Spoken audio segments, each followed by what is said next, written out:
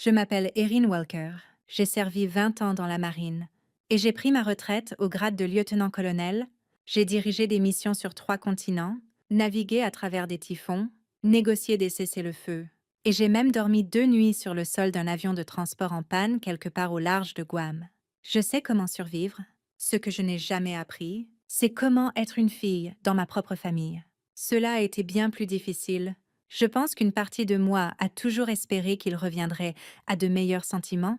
J'imaginais que peut-être un jour, je franchirais le seuil de la porte d'entrée et que ma mère me dirait qu'elle était fière de moi.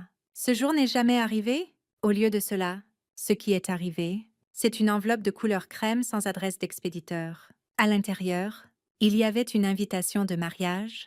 Mon frère Ben se mariait. La carte portait le nom de sa fiancée imprimé en or, la date et le lieu. Mais là où mon nom aurait dû figurer, Erin Walker, sœur du marié, il n'y avait qu'une ligne. Et sur cette ligne, tapée en police à empattement, il y avait 5 mots.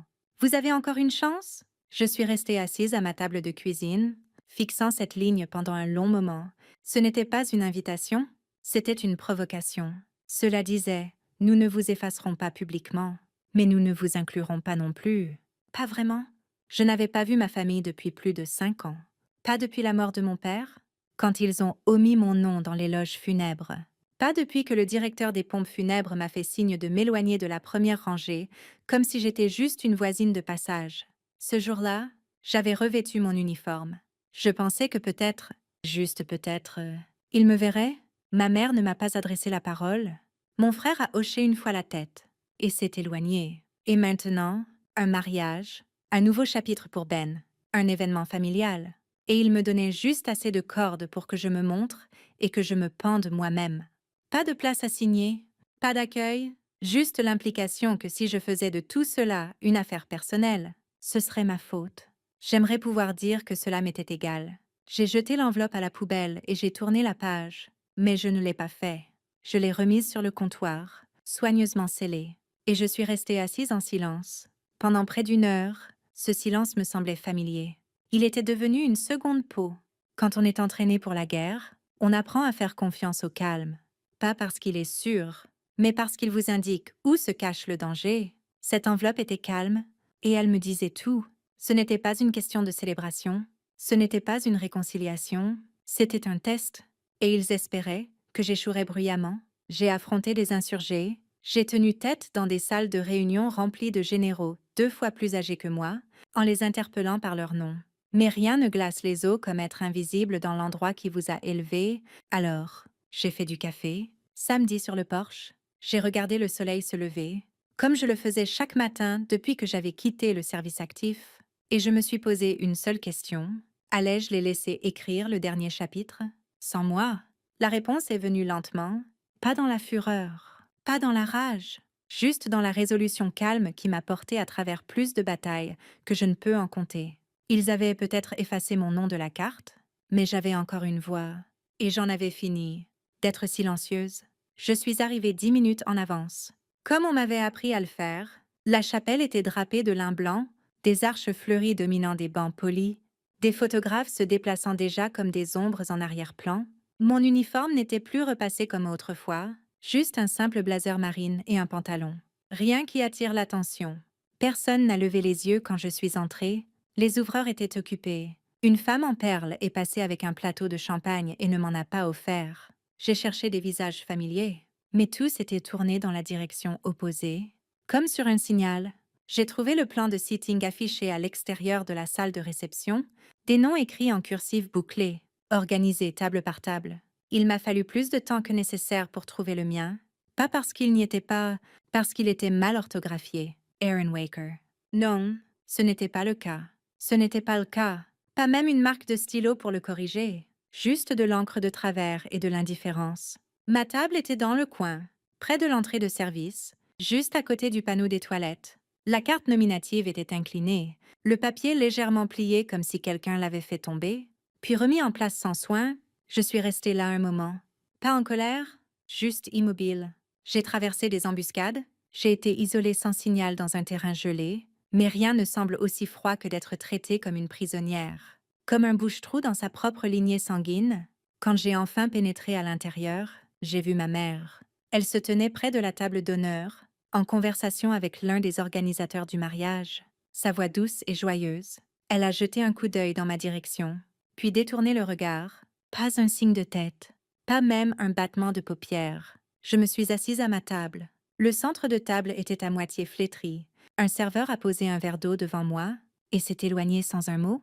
Derrière moi, des rires ont enflé, tandis que les invités s'embrassaient et se retrouvaient. Je ne les reconnaissais pas. Personne n'est venu vers moi. Personne n'a prononcé mon nom. Je n'étais pas en retard.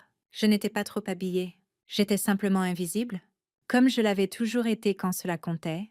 Pendant un instant, je me suis demandé si je devais partir, si m'éclipser discrètement ferait moins mal que de rester. Mais alors, j'ai repensé à la ligne sur cette carte. Vous avez encore une chance? Alors je suis restée. Je me suis assise tranquillement au bord du nouveau commencement de mon frère, observant une célébration qui n'avait pas de place pour moi, et d'une certaine manière, cela faisait plus mal que n'importe quelle bataille que j'avais jamais menée. Quand les lumières se sont tamisées pour les toasts, je savais déjà que quelque chose arrivait. Ben s'est levé au centre de la salle de réception, micro en main. Smoking impeccable. Sourire répété. Il avait toujours été doué pour performer quand les regards étaient au braquet sur lui. Il a commencé par les phrases habituelles. Merci à tous d'être là, reconnaissant d'avoir famille et amis dans la salle. Puis est venu le pivot. Sa voix s'est légèrement abaissée, juste assez pour sembler sincère, juste assez pour masquer le tranchant. Derrière les mots, il a dit: certaines personnes ont besoin de porter un uniforme pour se sentir importantes. Certaines personnes veulent être vues comme des héroïnes, juste parce qu'elles se pointent en costume. La salle a ri, doucement d'abord, puis plus fort tandis qu'il souriait plus largement. Ses yeux ont balayé la foule, mais n'ont jamais croisé les miens. Je n'ai pas bougé. Mon dos est resté droit, mes mains n'ont pas tressailli. J'avais été entraînée pour pire que cela. J'avais entendu des mortiers tomber plus près que ces mots ne le feraient jamais. Mais cela m'a quand même touchée d'une manière que le métal ne pourrait jamais faire. Il a continué, remerciant ceux qui comptaient, marquant des pauses entre les phrases juste assez longtemps pour laisser place à l'inconfort, puis il a fait un geste vers ma table. Il a dit: et à ceux qui n'étaient pas vraiment invités, mais qui sont venus quand même, j'espère que vous trouverez ce que vous cherchez. Des rires à nouveau. Quelques invités se sont agités mal à l'aise, mais personne n'a rien dit. Personne ne l'a arrêté. Le DJ n'a pas coupé le micro. Ma mère a continué à sourire. J'ai posé mon verre doucement. Ma main gauche reposait à côté. C'est alors que la manche de mon blazer a glissé juste assez pour révéler l'encre sur ma peau. Une marque fanée, noire et subtile. Toujours là, après toutes ces années.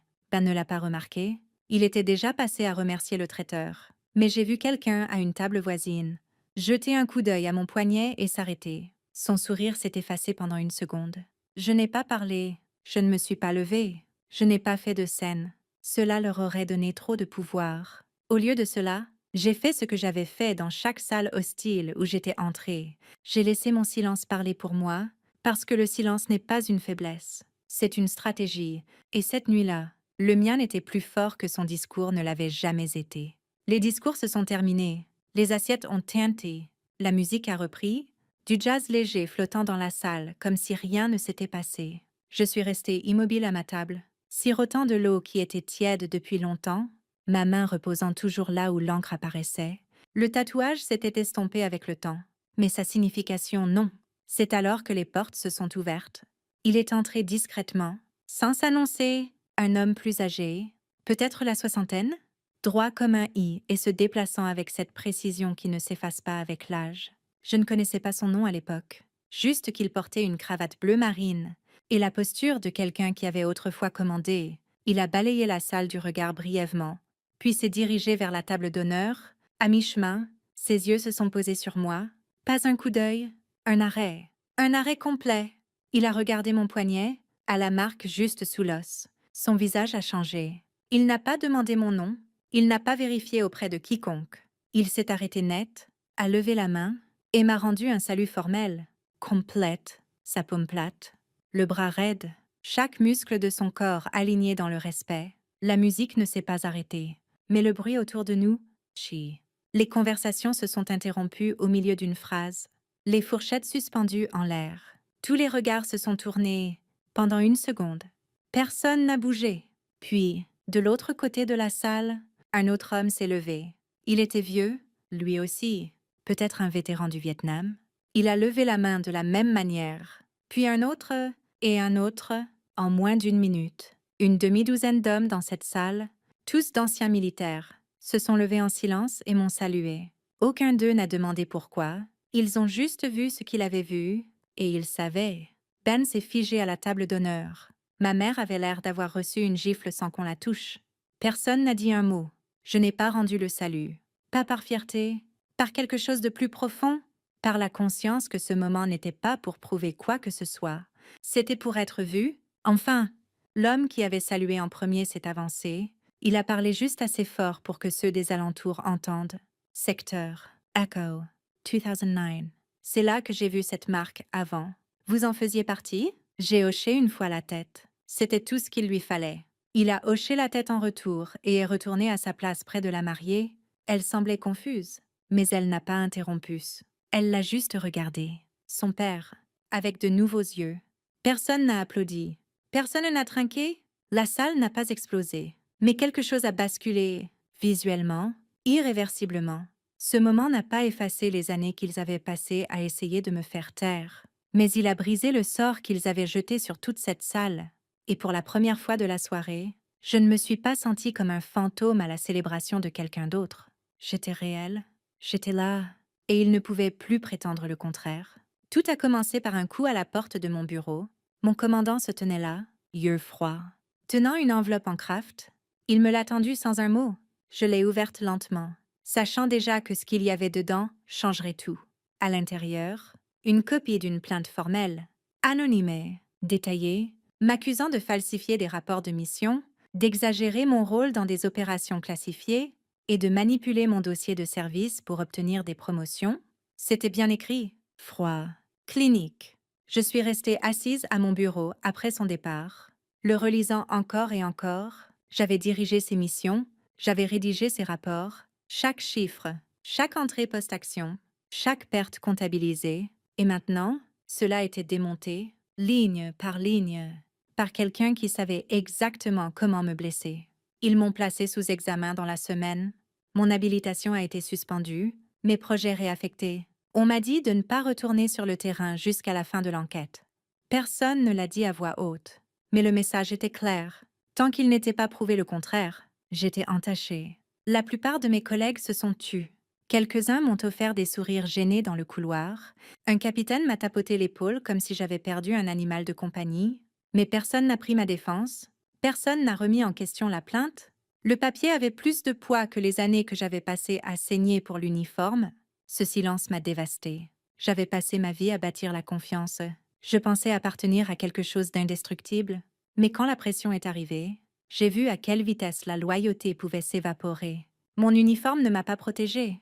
Mon dossier ne m'a pas blindée. Je n'étais plus qu'un dossier. La nuit, je fixais le rapport. J'étudiais la façon dont il était écrit, les tournures de phrases, la manière dont il faisait référence à d'anciens codes de déploiement, protocoles internes, et des formulations personnelles qui n'avaient jamais été publiques. Celui qui l'avait écrit me connaissait, intimement.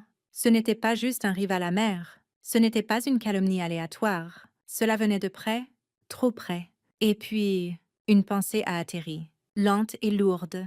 Et si cela venait de la maison? Je me suis souvenue d'une conversation avec Ben, des mois avant la plainte. Il m'avait demandé des médailles. Comment on les obtenait? Il avait plaisanté sur les gens qui trichaient avec le système. À l'époque, je pensais que c'était juste de la curiosité. Maintenant, je n'en étais plus si sûre. Je ne pouvais rien prouver, mais une fois que le soupçon a pris racine, il n'a plus lâché. J'ai arrêté de répondre aux appels, arrêté de prendre contact.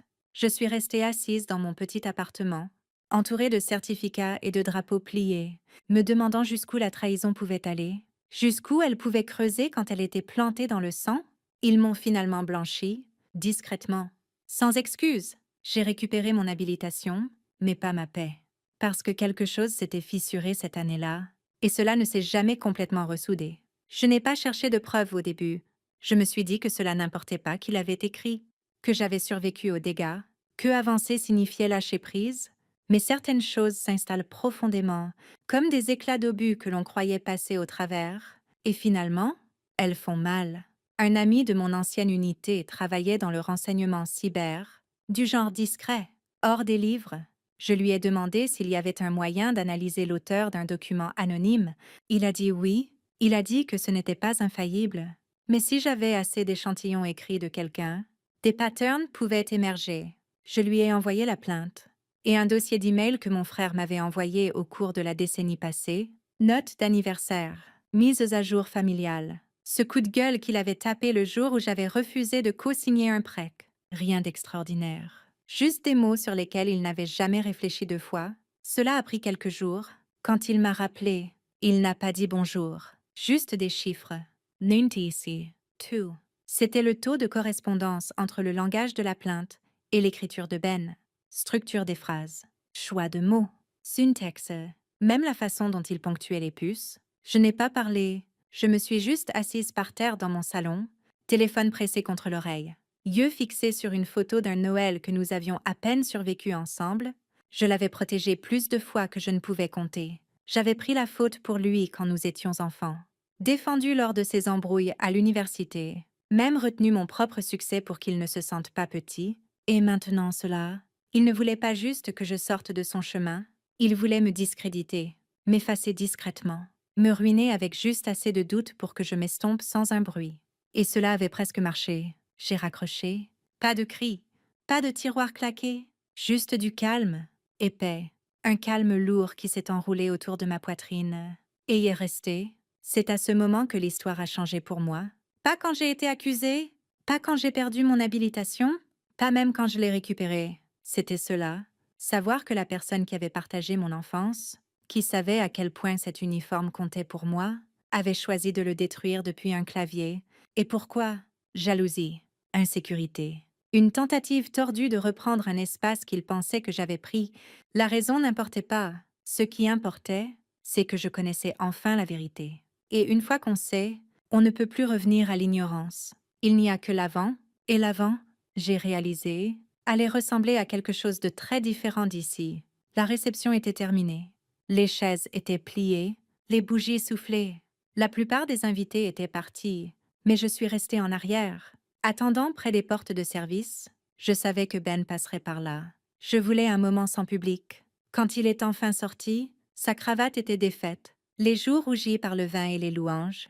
Il a eu l'air surpris de me voir, mais pas effrayé. Pas encore. Je lui ai tendu un dossier, à l'intérieur, le rapport d'analyse, la correspondance linguistique, le nom qu'il pensait avoir caché derrière des chiffres. Il l'a feuilleté rapidement, comme si cela pouvait se brouiller en quelque chose d'autre s'il ne fixait pas trop longtemps. Je n'ai pas parlé, je l'ai laissé lire. Quand il a fermé le dossier, il ne l'a pas nié. Il a dit que ce n'était pas personnel, que cela lui semblait juste injuste. Toujours être dans mon ombre. Que les gens m'appellent la courageuse, l'accomplie. Même quand c'était lui qui était resté à la maison, et aider maman, garder les choses ensemble. Je lui ai demandé s'il avait un jour considéré ce que cela me coûtait, ce que j'avais manqué, ce que j'avais sacrifié. Il n'a pas répondu. Il a juste dit qu'il pensait que je pouvais encaisser, que je retombais toujours sur mes pieds. Puis notre mère est apparue. Elle avait entendu assez pour reconstituer le reste. Elle ne lui a pas crié dessus, elle ne m'a pas consolée, elle avait juste l'air fatiguée, et nous a demandé de ne pas transformer cela en scandale familial. J'ai ri une fois, doucement, amer. Il n'y avait jamais eu de famille à scandaliser, juste des rôles, juste des performances. Nous étions tous censés jouer. Je lui ai dit que je n'étais pas là pour humilier qui que ce soit.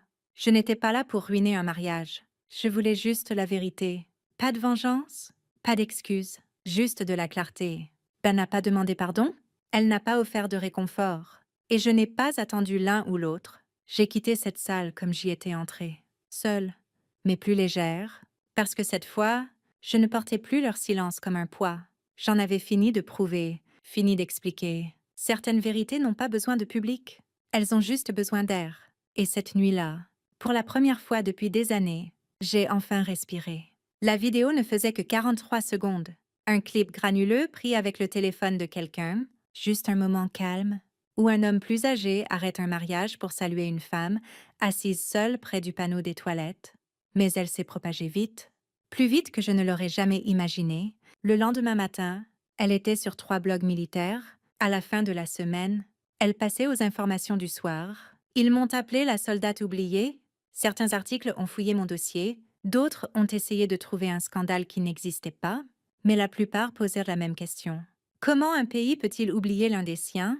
Les gens ont commencé à m'écrire. Des inconnus, des vétérans, des enfants de petites villes qui avaient été exclus de leur propre famille pour des raisons qu'ils comprenaient à peine. Ils disaient qu'ils se reconnaissaient dans ce silence, dans ce salut, dans la manière dont je ne m'étais jamais levée, mais n'avais jamais reculé non plus.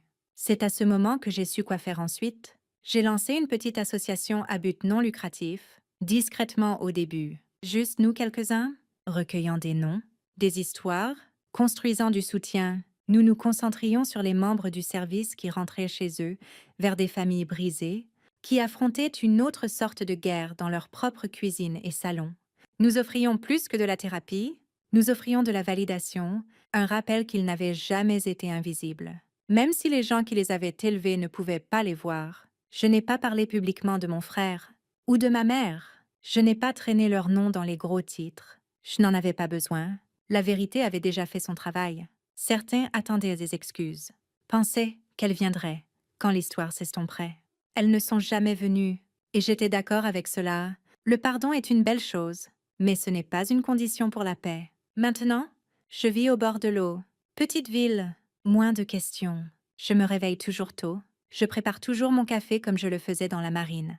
Mais ces jours-ci, je le bois sur le porche, pas sur une base entourée d'acier. Parfois, je vois le clip ressurgir.